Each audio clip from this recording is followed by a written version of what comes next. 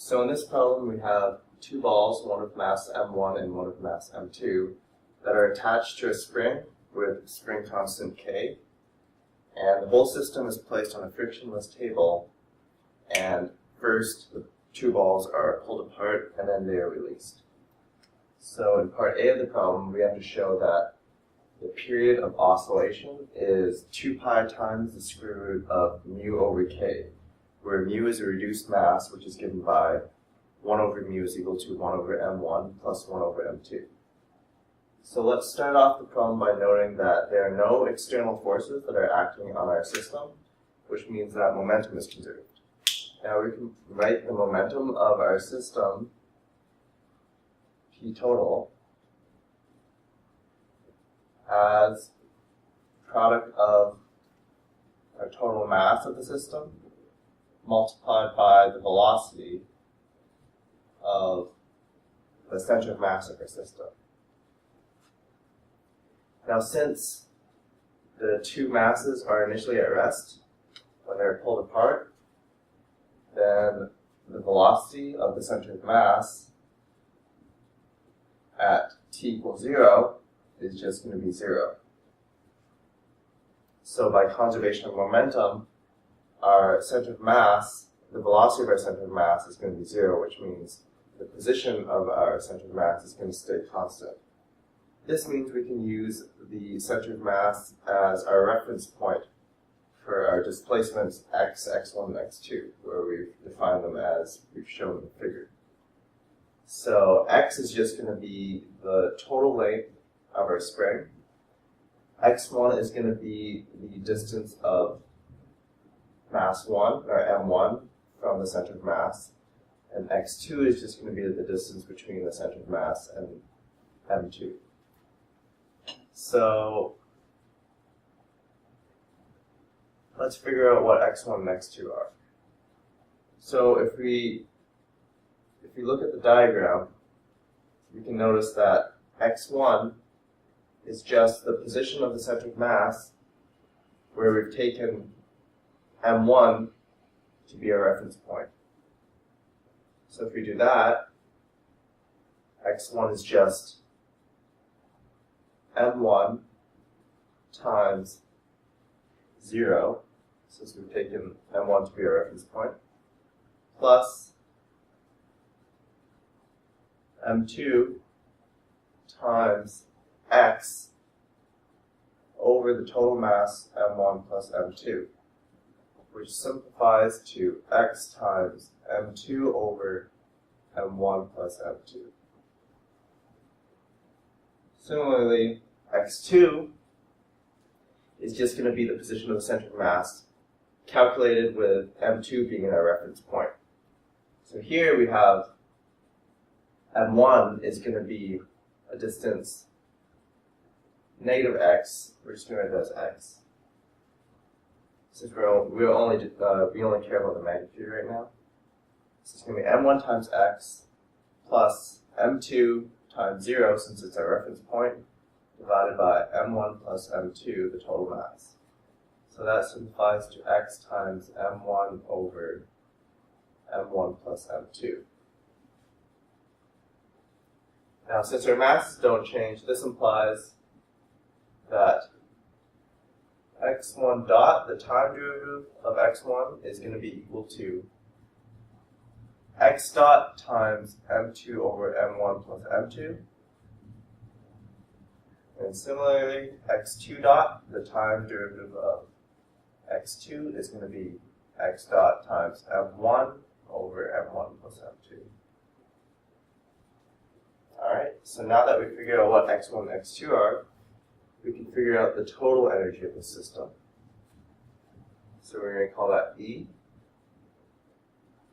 So since our system is going to stay at the same horizontal level, we don't have to worry about the gravitational potential energy, which means that the total energy of our system is going to be given by U, which is the potential energy of our spring, plus K1, the kinetic energy of mass 1, plus K2, the kinetic energy of mass 2. Now we don't have to worry about the kinetic energy of the spring since the spring is massless. So that's going to be given by expression for the potential energy of the spring is 1/2 kx squared. Since the spring has weight x and spring constant k. Now the kinetic energy of mass 1 is going to be given by 1/2 m1 times its speed, which is given by x1 dot. And the kinetic energy of m2 is just going to be 1/2 m2 times x2 dot. Alright, so now if we plug in for x1 and x2, we get that this is equal to 1/2 kx squared plus 1/2, sorry, it should be velocity squared, so x1 dot squared and x2 dot squared. So we plug in for x1 dot, we get 1/2 x dot squared times, let's write it as 1/2 m1 times x dot squared times m2 over m1 plus m2 all squared plus 1/2 m2 times x dot squared times m1 over m1 plus m2 all squared. Alright, so notice that we can combine these two terms. So we get 1/2 kx squared plus 1/2 x dot squared, and then in brackets we have m1 m2 squared plus m2 m1 squared over m1 plus m2 squared. Now we can factor out a factor of m1 m2, which leaves m1 plus m2, and that cancels out with a factor of m1 plus m2 in the denominator.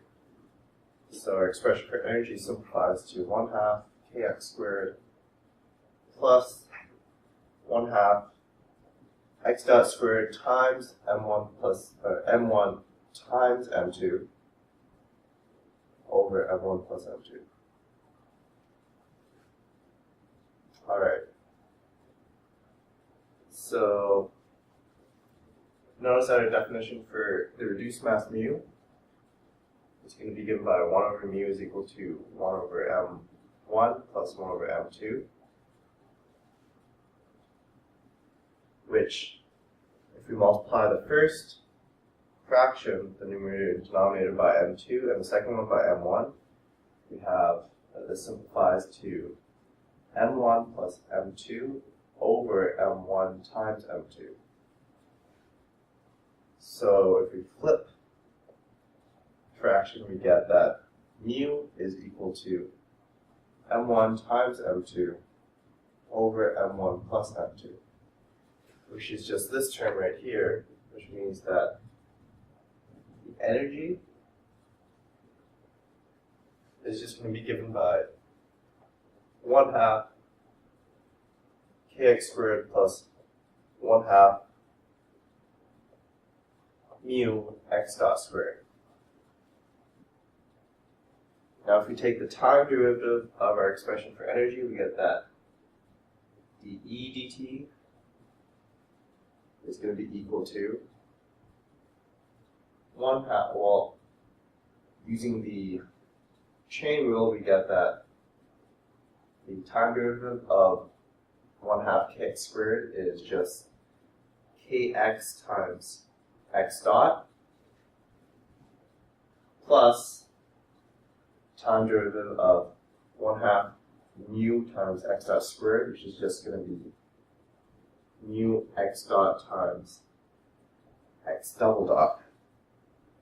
So we can factor out x dot, get that dE dt is x dot times kx plus mu x double dot. Now, since our system is sliding on a frictionless table, that means that energy is conserved.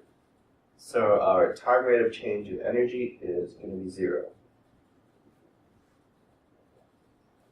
Now, this means that either x dot is 0 or the expression in our parentheses is 0. Now, if x dot is 0, this means that the length of our spring stays constant, which means that there isn't any oscillation. So since we're trying to figure out the period of oscillation, we know that x dot can't be 0 in general, which means that kx plus mu x double dot is equal to 0.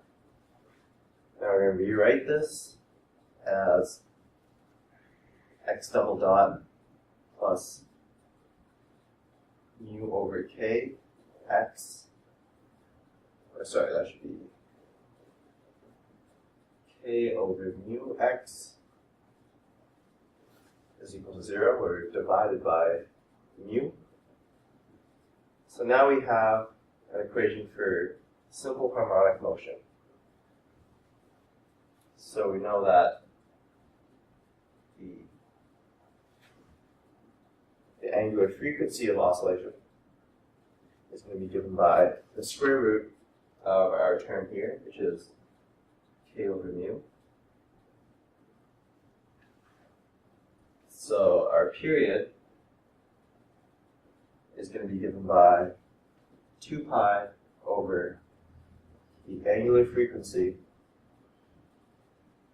which is equal to 2 pi times the square root of mu over k, which is exactly what we're trying to show. So now in part B of the problem,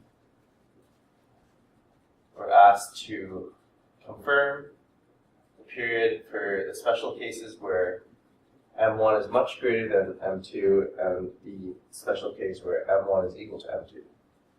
So let's start off with the first case where m1 is much, much greater than m2.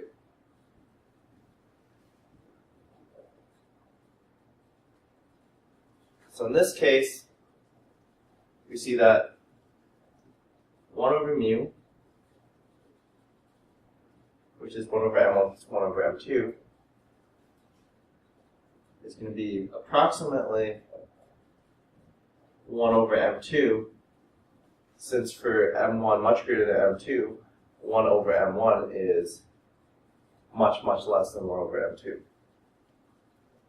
So this means that mu is approximately m2, which means that our period is going to be approximately 2 pi times the square root of m2 over k. So in this case, we have our expression for our period, which is basically similar to if we replaced m1 with a wall.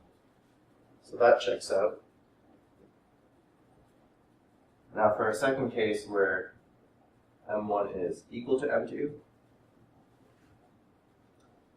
then we have that 1 over mu is just going to be equal to 2 over m2, since 1 over m2 plus 1 over m2 is just going to be 2 over m2, which means that mu is going to be equal to m2 over 2. So in this case, our expression for our period is going to be equal to 2 pi times the square root of m2 over 2k, which is the same expression we got for the problem we did in lecture.